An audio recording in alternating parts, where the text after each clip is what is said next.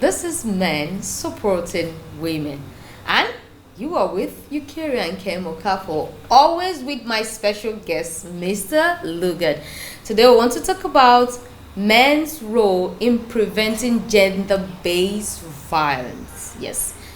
The previous episode we talked about breaking down the masculine stereotype, bringing it down. Those stereotype we feel that is comfortable with men, but we don't know that deep down it's having a negative effect. Yes, in the other episode we talked about, Mr. Lugard told us that sometimes when men are down, you find that they go out to take alcohol, they don't want to cry. Imagine they use that opportunity to talk to somebody. I feel it saves them from the too many bottles out there, and that's what I feel. And today we want to talk about men play crucial role in gender-based violence. So, Mr. Lugard, as the head of the home, going to politics, you find out that men take more position. Yeah. We have more female pastor than that of more male pastor than that of the female. Go to Orthodox churches, you see more of the priests, you see more the Reverend sisters, you rarely see them. So it's not out of place if we say it's the men's world. Now, how can men help us? Because I feel that sometimes the best way, like if you said when you want to get a big fish from the river, you start by feeding the fish with a small one, right? Now if you bring beef to that fish, it rejects it. So the fish easily eats its species, right? Now I want to believe that instead of we women coming out to fight the men, coming out to say, we cannot keep quiet again, we want to talk. Now we want men to work with us. Since you are the trending, you're always there, how can you people use your position to help solve this gender-based violence? Because sometimes I still feel it's in your hand as the man. How can you help us? We don't want to fight you. Yeah. We're tired of fighting. We want to collaborate. Yes, fine. Thank you for having me once again. I want to say this topic is very divergent. It's very divergent because most of the times we've seen gender-based violence to be one-sided, which is violence against women. So we must be able to strike a balance that when we talked about gender-based violence, we are looking at gender as male and female, and then we look at the violence aspect of it as it affects both of them. Yeah. So secondly, we recognize the fact that we have seen instances where men have been violated, the rights of men have been violated, just like the way we have the rights of women also violated. The only difference here is that more women suffers from gender-based violence than the men folks. And so within that perspective, I'll begin to reason that your question aligns more with violence against women. Yeah. But even if I will take that, I will need to strike a balance that will also look at the violence against men. It's unfortunate that this topic today, at some point, a lot of young women and also women also are not also applying it the way it should be. Okay. From my study and knowledge of peace building, conflict resolution, I found out that one of the key driving factors for establishing a peaceful environment is communication. And what is marriage? A man and a woman comes together to do what? To establish a home. They become one to start driving towards the future. And I want to say that's one of the most difficult things in life. And because God Himself understands and the world understands, that is why the certificate is signed even before you start the journey. At least you change your mind along yes, the way. Of course. So it's not like every other school, because it's a school of its own. Yeah. Other schools, you finish year one, then when you graduate, you qualify to get a certificate. And if you don't qualify, you do repetition. But for marriage, oh no, You sign the certificate, the journey starts. So the question you now ask is that, when do you finish it? Until death do you part. So when we begin, then you now ask, how do you now go through that process? Because it's a school, even as a student, you must be able to understand the power of communication between the student and the teacher. It is when a student understands what the teacher has delivered and exam comes, the student performs well. So if you want us to live peacefully without violence, understanding is key.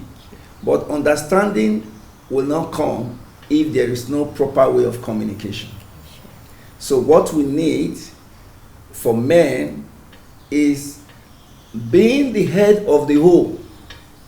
Being the head of the home, the man should be able to sit down with the wife on how to be able to address the aspect of communication. I will say this. I'm not trying to blow it out of proportion, but I remembered vividly when I got married. The first 2 years, it was like myself and my wife were cataracts. She talks, I talk back. She talks, I talk back. And I notice for each response I give, she gives me 3 responses. And when she gives me 3 responses, you give back. I give back again. So that ripple effect causes instability in the home. And at some point, I may have gone far to violate her. And then someone will say, see this man, he's talking about supporting women. Yeah, now. Is this not gender-based violence? Is this not violence against women? And the reason was key because I lacked the power of understanding. And at that instance, I started communicating effectively. In the process, I learned that silence is a strength. Yeah. Silence is not being foolish. So what am I saying here? I'm responding to your questions, as I said, is divergent and relative. So for men to be able to see how they work with women to reduce violence and have gender equality, a gender system that is free. We can't totally free it, let's get that clear. It's not possible to have 100% perfect violence free, but you can actually reduce it drastically. Yeah, because our even at this stage, there are still sometimes that I may have done something and my wife may give it a wrong interpretation. Yeah. And when I say that, I'm not saying like 2 years ago, I'm saying even this morning, something happened. She said something, and I know if I had responded, definitely I know the response I will get back. So we must now be able to apply psychology and wisdom. Yeah. So we need the power of communication so that we communicate rightly. Because when you give a wrong communication, what you get back is a wrong understanding that translates into an action and a reaction. Yeah. So when the person acts against you, you wonder what's wrong with this person. Then you react back. And then the process continues and it becomes a ripple effect. Yeah. So communication is key, understanding is key, wisdom is key. And once you are able to apply this principle, then you can be able to live peacefully. With people. And also see issues of gender-based violence in terms of sexual harassment. Yeah. Sexual harassment. And I want to put a clause here. We need to be able to communicate to our women on what sexual harassment means. Okay. So that we don't be able to define it properly. So that we don't come on air and start any little thing. You start blogging, because you women are always on the social media promoting a lot of things. So you say you were sexually harassed. I was in a venue. But can a married person be sexually harassed? Yes, of course. Both parties can be sexually harassed. Harassment comes in different forms. Okay. So though I won't have the time and space to begin to talk about harassment here, but I want to set a stage that we should be able to communicate and understand what harassment is. And also, that you are free to dress the way you want to dress. It doesn't mean that you won't understand that you are also sexually harassing the men folks. Is that possible? It's very but possible. But dressing the way I want to dress is my business. It's your business, but know the fact that and you are not trying to control yourself. Yes. It's your business. Yes, and then you know that you should. That's why I say an understanding. You should know how a man is wired. Men are moved by sight. Women are moved by touch.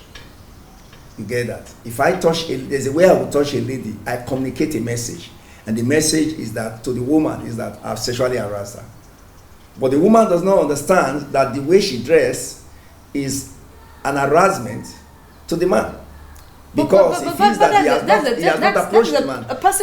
There's a personal stuff because we are meant to be disciplined, we are meant to apply our control and everything. So, and that is why we also need to be disciplined in our dressing. That's not to take the fact that we have women who have also been raped that are well dressed. So it's a whole lot of different, that's why it's very divergent. But we believe God that we should just be human to ourselves. That what you think that you should not, that somebody should not do to your younger sister by raping your younger sister, you shouldn't do it to somebody else. So that is where the issue of humanity comes in. Yeah.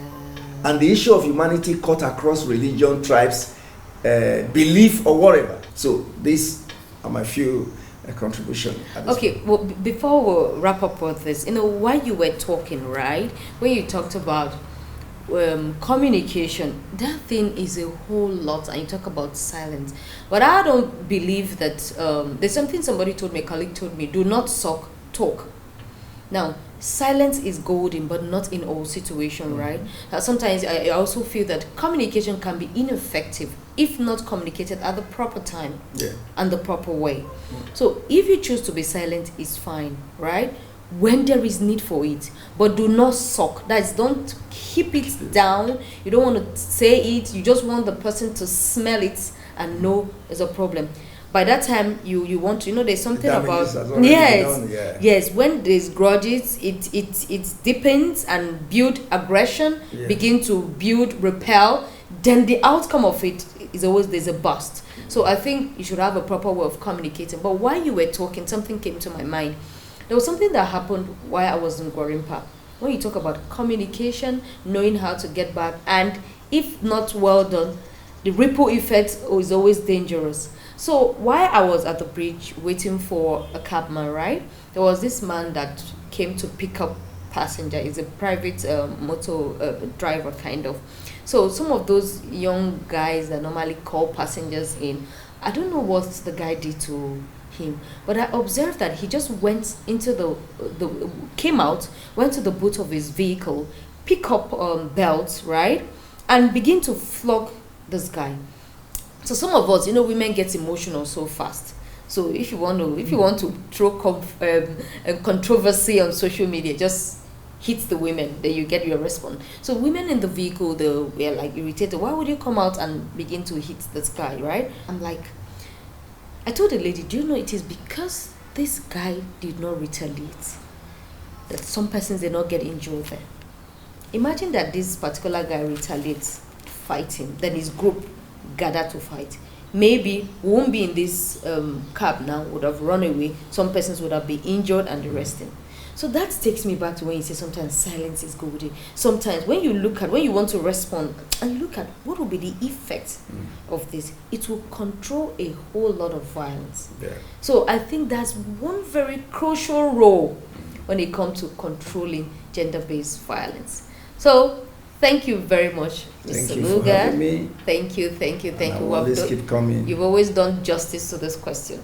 So we'll be looking forward for the next episode. Stick around, remember to subscribe.